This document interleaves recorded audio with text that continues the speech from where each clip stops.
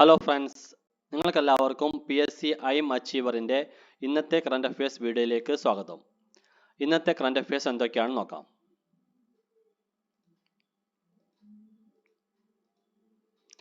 National കയർ research and management institute ചകിരിച്ചോറിൽ നിന്നും ഉണ്ടാക്കിയ എയർ ഫ്രഷ്നറിൻ്റെ പേരെന്താണ്? കൊക്കോ ഓറ. കൊക്കോ ഓറ എന്ന എയർ ഫ്രഷ്നറാണ് നാഷണൽ കയർ റിസർച്ച് ആൻഡ് മാനേജ്മെൻറ്റ് ഇൻസ്റ്റിറ്റ്യൂട്ട് ചകിരിച്ചോറിൽ നിന്നും ഉണ്ടാക്കിയ എയർ ഫ്രഷ്നർ. വാഹനങ്ങളിൽ ഉപയോഗിക്കുന്ന എയർ ഫ്രഷ്നറാണ് കൊക്കോ ഓറ. പാകിസ്ഥാനിൽ പൊതു തിരഞ്ഞെടുപ്പിൽ മത്സരിക്കുവാൻ നാമനിർദ്ദേശ പത്രിക സമർപ്പിച്ച ആദ്യത്തെ ഹിന്ദു വനിത ആരാണ്? ഡോക്ടർ സവീര പ്രകാശ്. ഡോക്ടർ സവീര പ്രകാശാണ് പാകിസ്ഥാനിൽ പൊതു തിരഞ്ഞെടുപ്പിൽ മത്സരിക്കുവാൻ നാമനിർദ്ദേശ പത്രിക സമർപ്പിച്ച ആദ്യത്തെ ഹിന്ദു വനിത. ബുനർ ജില്ലയിലെ PK-25 ജനറൽ സീറ്റിലാണ് പാകിസ്ഥാൻ പീപ്പിൾസ് പാർട്ടി PPP സ്ഥാനാർത്ഥിയായി ഡോക്ടർ സവീര പ്രകാശ് മത്സരിക്കുന്നത്.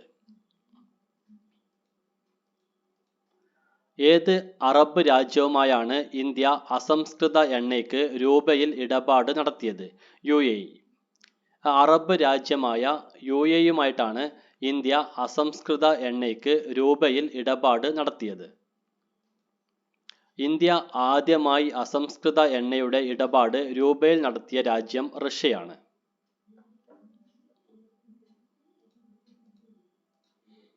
വാൾട്ട് ഡിസ്നിയുടെ ഇന്ത്യൻ വിഭാഗമായ ഡിസ്നി സ്റ്റാർ ഇന്ത്യയുടെ പ്രവർത്തനം ഏത് ഇന്ത്യൻ കമ്പനിയിലാണ് ലയിപ്പിക്കുന്നത്? Reliance Industries. വാൾട്ട് ഡിസ്നിയുടെ ഇന്ത്യൻ വിഭാഗമായ ഡിസ്നി സ്റ്റാർ ഇന്ത്യയുടെ പ്രവർത്തനം ഇന്ത്യൻ കമ്പനിയായ റിലയൻസ് ഇൻഡസ്ട്രീസിലാണ് ലയിപ്പിക്കുന്നത്. റിലയൻസിന്റെ മാധ്യമ വിഭാഗമായ വയോകോം 18ന്റെ ഭാഗമായിട്ടാകും ഇനി മുതൽ ഡിസ്നി സ്റ്റാർ ഇന്ത്യ പ്രവർത്തിക്കുക. ഇന്ത്യയിലെ ഏത് സർവകലാശാലയിലാണ് സ്വാതന്ത്ര്യ സമര സേനാനികൾക്ക് ആദരമർപ്പിച്ച് സ്മാരക മതിൽ നിർമ്മിക്കുന്നത്? JNU. ജവഹർലാൽ നെഹ്റു സർവകലാശാല, ഡൽഹി. ഡൽഹിയിലെ ജവഹർലാൽ നെഹ്റു സർവകലാശാല JNUവിലാണ് സ്വാതന്ത്ര്യ സമര സേനാനികൾക്ക് ആദരമർപ്പിച്ച് സ്മാരക മതിൽ നിർമ്മിക്കുന്നത്. ഈ മതിലിന് സമീപം ഭാരതമാതാവിന്റെ പ്രതിമയും നിർമ്മിക്കുന്നുണ്ട്. ചരക്കു കപ്പലുകളുടെ സംരക്ഷണത്തിനായി ഇന്ത്യൻ നാവികസേന അറബിക്കടലിൽ വിന്യസിച്ച യുദ്ധക്കപ്പലുകൾ ഏതൊക്കെയാണ്? INS Mormugao, INS Kochi, INS Kolkata. ചരക്ക് കപ്പലുകളുടെ സംരക്ഷണത്തിനായി ഇന്ത്യൻ നാവികസേന അറബിക്കടലിൽ വിന്യസിച്ച യുദ്ധക്കപ്പലുകളാണ് INS Mormugao, INS Kochi, INS Kolkata. ഇതോടൊപ്പം P-8I ലോങ് റേഞ്ച് പെട്രോളിംഗ് വിമാനവും വിന്യസിച്ചിട്ടുണ്ട്. ലൈബീരിയൻ കപ്പലായ MVK പ്ലൂട്ടോയുടെ നേരെ അറബിക്കടലിൽ വെച്ച് ഡ്രോൺ ആക്രമണമുണ്ടായ സാഹചര്യത്തിലാണ് നാവികസേനയുടെ ഈ മുൻകരുതൽ നടപടി. 47ാമത് കേരള സംസ്ഥാന ജൂനിയർ ബാസ്കറ്റ്ബോൾ ചാമ്പ്യൻഷിപ്പ് നടക്കുന്നത് എവിടെ വെച്ചാണ്? മലപ്പുറം. മലപ്പുറത്തെ മഞ്ചേരിയിൽ വെച്ചാണ് 47ാമത് കേരള സംസ്ഥാന ജൂനിയർ ബാസ്കറ്റ്ബോൾ ചാമ്പ്യൻഷിപ്പ് നടക്കുന്നത്. 73ാമത് ദേശീയ ജൂനിയർ ബാസ്കറ്റ്ബോൾ ചാമ്പ്യൻഷിപ്പ് നടക്കുന്നത് 2024 ഫെബ്രുവരിയിൽ ഭുവനേശ്വറിൽ വെച്ചാണ്.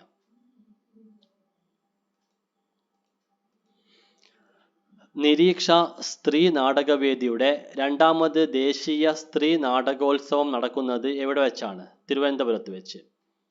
തിരുവനന്തപുരത്ത് വെച്ചാണ് നിരീക്ഷ സ്ത്രീ നാടകവേദിയുടെ 2ാമത് ദേശീയ സ്ത്രീ നാടകോത്സവം നടക്കുന്നത്. ശ്രീലങ്കയിലെ പ്രസിദ്ധ നാടകകൃത്തും സാംസ്കാരിക പ്രവർത്തകയുമായ റുവാന്തി ഡി ചിക്കേരയാണ് ഈ നാടകോത്സവം ഉദ്ഘാടനം ചെയ്യുന്നത്. സംസ്ഥാന ഭിന്നശേഷി പുരസ്കാര വിതരണത്തിന് നൽകിയിട്ടുള്ള പേരെന്താണ്? ഉണർവ് 2023. ഉണർവ് 2023 എന്ന പേരിലാണ് സംസ്ഥാന ഭിന്നശേഷി പുരസ്കാരം വിതരണം ചെയ്യുന്നത്. 2023 സംസ്ഥാന ഭിന്നശേഷി പുരസ്കാരം മന്ത്രി PA മുഹമ്മദ് റിയാസ് ആണ് വിതരണം ചെയ്തത്. ഇതിൽ ഏറ്റവും മികച്ച ഭിന്നശേഷി സൗഹൃദ ജില്ലാ പഞ്ചായത്തിനുള്ള പുരസ്കാരം ലഭിച്ചത് കോഴിക്കോട് ജില്ലാ പഞ്ചായത്തിനാണ്. ഏറ്റവും മികച്ച ബ്ലോക്ക് പഞ്ചായത്തിനുള്ള പുരസ്കാരം ലഭിച്ചത് വടകര ബ്ലോക്ക് പഞ്ചായത്തിനാണ്. ഏറ്റവും മികച്ച നഗരസഭ ഏലൂർ നഗരസഭയാണ്. ഏറ്റവും മികച്ച ഗ്രാമപഞ്ചായത്തുകൾ പന്നിയൂർകുളം ഗ്രാമപഞ്ചായത്തും പുൽപ്പറ്റ ഗ്രാമപഞ്ചായത്തും.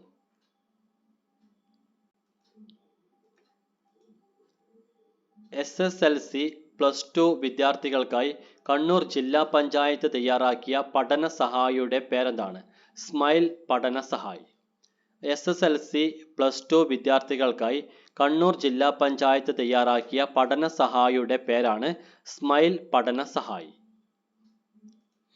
സമഗ്ര വിദ്യാഭ്യാസ പദ്ധതിയുടെ ഭാഗമായി ഡയറ്റാണ് ഈ പഠന സഹായി തയ്യാറാക്കിയത്.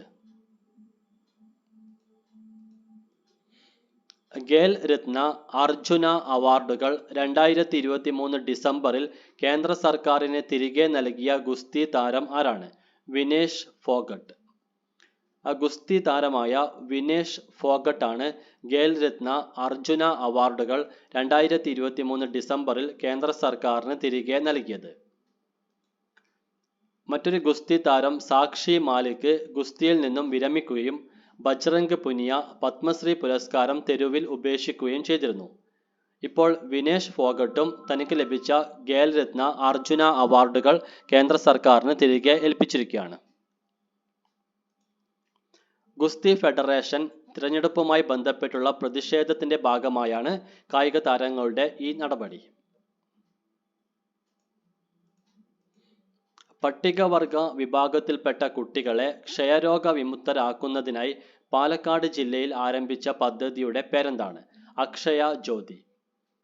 അക്ഷയ ജ്യോതി എന്ന പദ്ധതിയാണ് പട്ടികവർഗ വിഭാഗത്തിൽപ്പെട്ട കുട്ടികളെ ക്ഷയരോഗ വിമുക്തരാക്കുന്നതിനായി പാലക്കാട് ജില്ലയിൽ ആരംഭിച്ച പദ്ധതി. ഡിസംബർ 22 അട്ടപ്പാടിയിൽ ആരംഭിച്ച ഈ പദ്ധതി 3 ആഴ്ച കൊണ്ട് പൂർത്തിയാക്കാനാണ് തയ്യാറാക്കിയിട്ടുള്ളത്.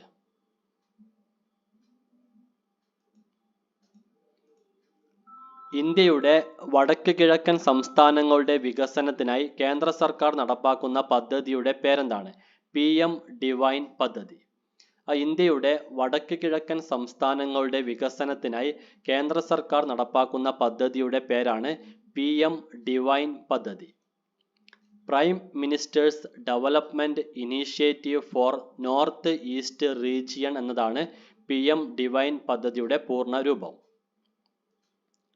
2023 മുതൽ 2026 വരെയായി 6600 കോടി രൂപയാണ് കേന്ദ്ര സർക്കാർ ഈ പദ്ധതിക്കായി നീക്കിവച്ചിട്ടുള്ളത്. ആസാമിലെ ഗുവാഹത്തിയിൽ നടന്ന 2023 85ാമത് ദേശീയ ബാഡ്മിന്റൺ ചാമ്പ്യൻഷിപ്പ് വിജയികൾ ആരൊക്കെയാണെന്ന് നോക്കാം. പുരുഷ സിംഗിൾസിൽ ചിരാഗ് സെന്നും വനിതാ സിംഗിൾസിൽ അൻമോൻ ഗർബ്, പുരുഷ ഡബിൾസ് K പൃഥ്വി റോയ് സൂരജ് ഗോള, വനിതാ ഡബിൾസ് പ്രിയാദേവി കൊഞ്ചംബാം ശ്രുതി മിശ്ര, മിക്സഡ് ഡബിൾസ് ധ്രുവ് കപില തനിഷ ക്രാസ്റ്റോ. ആസാമിലെ ഗുവാഹത്തിയിൽ നടന്ന 2023 85ാമത് ദേശീയ ബാഡ്മിന്റൺ ചാമ്പ്യൻഷിപ്പ് പുരുഷ സിംഗിൾസ് വിജയിച്ചത് ചിരാഗ് സെൻ ആണ്.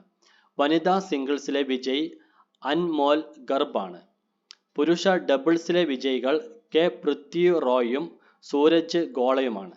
വനിതാ ഡബിൾസിലെ വിജയികൾ പ്രിയാദേവി കൊഞ്ചംബാമും ശ്രുതി മിശ്രയുമാണ്.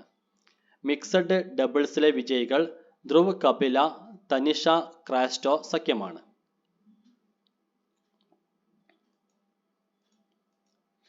2023 90ാമത് ദേശീയ ബില്യാർഡ്സ് ആൻഡ് സ്നൂക്കർ ചാമ്പ്യൻഷിപ്പിലെ വിജയി ആരാണ്? ധ്രുവ് സിത്വാല. ധ്രുവ് സിത്വാലയാണ് 2023 തൊണ്ണൂറാമത് ദേശീയ ബില്യാർഡ്സ് ആൻഡ് സ്നൂക്കർ ചാമ്പ്യൻഷിപ്പിലെ വിജയി. സൗരവ് കോത്താരിയെയാണ് ധ്രുവ് സിത്വാല ഫൈനലിൽ പരാജയപ്പെടുത്തിയത്. ആപ്പിൾ ആപ്പ് സ്റ്റോറിൽ 2023 ഇന്ത്യയിലെ ഏറ്റവും ജനപ്രിയ ആപ്പ് എന്ന ബഹുമതി നേടിയ ആപ്പ് ഏതായിരുന്നു? വാട്സപ്പ്.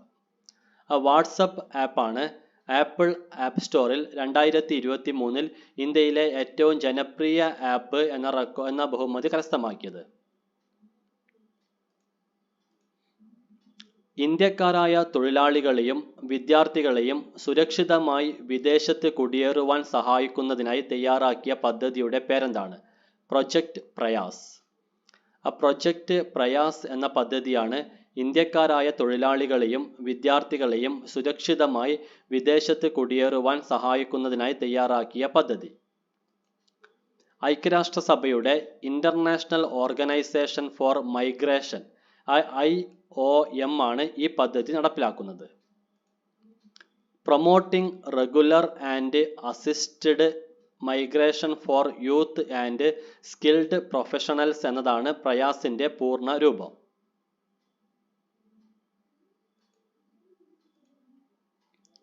യൂട്യൂബിൽ ഏറ്റവും കൂടുതൽ വരിക്കാരുള്ള ലോക നേതാവ് എന്ന ബഹുമതി കരസ്ഥമാക്കിയത് ആരാണ്? നരേന്ദ്രമോദി. ഇന്ത്യൻ പ്രധാനമന്ത്രിയായ നരേന്ദ്രമോദിയാണ് യൂട്യൂബിൽ ഏറ്റവും കൂടുതൽ വരിക്കാരുള്ള ലോക നേതാവ് എന്ന ബഹുമതി കരസ്ഥമാക്കിയത്. നരേന്ദ്രമോദിയുടെ വ്യക്തിഗത യൂട്യൂബ് ചാനലിന് 2 കോടി വരിക്കാരാണ് ഉള്ളത്. ഈ നേട്ടം കൈവരിക്കുന്ന ആദ്യത്തെ ലോക നേതാവാണ് നരേന്ദ്രമോദി. 2 കോടി വരിക്കാർ എന്ന നേട്ടം കൈവരിക്കുന്ന ആദ്യത്തെ ലോക നേതാവാണ് നരേന്ദ്രമോദി. 2ാം സ്ഥാനത്തുള്ള മുൻ ബ്രസീൽ പ്രസിഡന്റ് ജയർ ബൊൽസനാരോയ്ക്ക് 64 ലക്ഷം വരിക്കാരാണ് ഉള്ളത്. അബുദാബിയിൽ പണി പൂർത്തിയാകുന്ന ഗൾഫ് മേഖലയിലെ ഏറ്റവും വലിയ ഹിന്ദു ക്ഷേത്രത്തിന്റെ പേരെന്താണ്? ബാബ്സ് ഹിന്ദു മന്ദിർ. അബുദാബിയിൽ പണി പൂർത്തിയാകുന്ന ഗൾഫ് മേഖലയിലെ ഏറ്റവും വലിയ ഹിന്ദു ക്ഷേത്രത്തിന്റെ പേരാണ് ബാബ്സ് ഹിന്ദു മന്ദിർ. PM ജന്മൻ പദ്ധതിയിൽ കേരളത്തിൽ നിന്നും എത്ര ഗോത്ര വിഭാഗങ്ങളെയാണ് ഉൾപ്പെടുത്തിയിട്ടുള്ളത്? 5. PM ജന്മൻ പദ്ധതിയിൽ കേരളത്തിൽ നിന്നും 5 ഗോത്ര വിഭാഗങ്ങളെയാണ് ഉൾപ്പെടുത്തിയിട്ടുള്ളത്.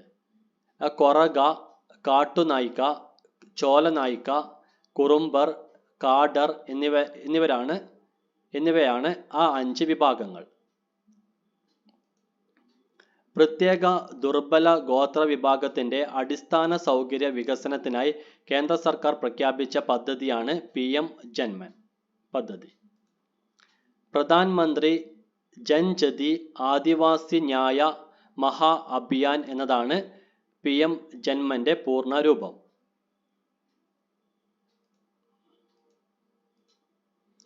ദുബായിൽ സമാപിച്ച COP28 കാലാവസ്ഥാ ഉച്ചകോടിയിൽ പങ്കെടുത്ത ഏക ഇന്ത്യൻ സ്റ്റാർട്ടപ്പ് ഏതാണ്? Sara biotech. കൊച്ചി ആസ്ഥാനമായുള്ള സാറ ബയോടെക് ആണ് ദുബായിൽ സമാപിച്ച COP28 കാലാവസ്ഥാ ഉച്ചകോടിയിൽ പങ്കെടുത്ത ഏക ഇന്ത്യൻ സ്റ്റാർട്ടപ്പ്. ആൽഗ എന്ന സൂക്ഷ്മ കടൽ സസ്യങ്ങളെ ഉപയോഗിച്ച് സാറ ബയോടെക് നിർമ്മിച്ച ഒബീലിയ എന്ന ഓർഗാനിക് എയർ പ്യൂരിഫയർ ആണ് COP28 ഉച്ചകോടിയിൽ എത്തിയത്. Indian society of agricultural economics ISAE 2023 fellow പദവി നൽകി ആദരിച്ച മലയാളി വനിത ആരാണ്? Professor P. ഇന്ദിരാദേവി. മലയാളിയായ പ്രൊഫസർ P. ഇന്ദിരാദേവിയാണ് Indian society of agricultural economics ISAE 2023 fellow പദവി നൽകി ആദരിച്ചത്. കേരള അഗ്രികൾച്ചറൽ യൂണിവേഴ്സിറ്റിയിലെ പ്രൊഫസറാണ് doctor P. Indira Devi. 2023 KPP Nambiar global leadership award നേടിയ വ്യക്തി ആരാണ്? NR Ashok Kumar. NR Ashok കുമാറിനാണ് 2023 KPP Nambiar global leadership award ലഭിച്ചത്. വിവിധ മെട്രോ സ്റ്റേഷനുകളിലെ ഓട്ടോമാറ്റിക് ഫയർ സിസ്റ്റം രൂപകൽപ്പന ചെയ്ത വ്യക്തിയാണ് NR Ashok Kumar. Hi friends, ഇന്നത്തെ കറന്റ് അഫയേഴ്സ് വീഡിയോ ഇവിടെ അവസാനിക്കുകയാണ്. നിങ്ങൾക്കെല്ലാവർക്കും നല്ലൊരു ദിവസം ആശംസിക്കുന്നു. Thank you.